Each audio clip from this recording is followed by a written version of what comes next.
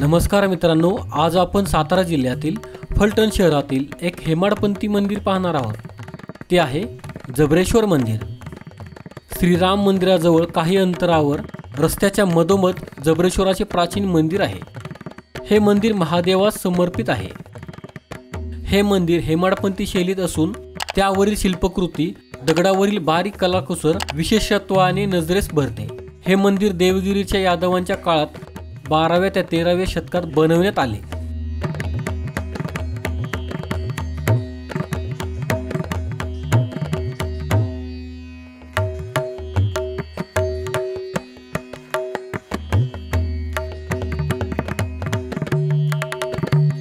गाभाऱ्यातील पिंड चौकोनी आकाराची असून तिचे तोंड पूर्वेकडे आहे। पिंडीवर 2 शाळुंका असून त्यांचा आकारही वेगळा आहे। अशा प्रकारची पिंड सहसा कोठे आढळत नाही।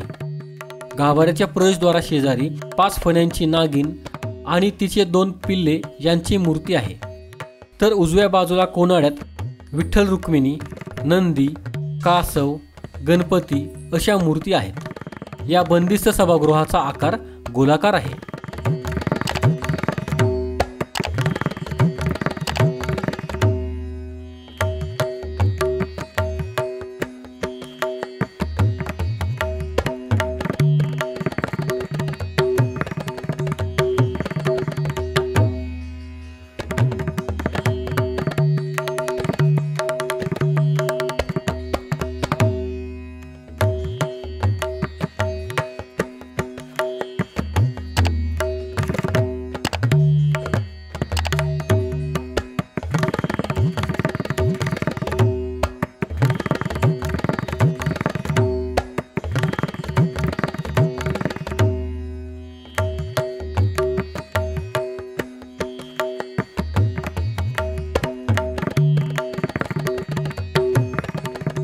तर मित्रांनो, कसे वाटले तुम्हाला हे महादेवाचे मंदिर?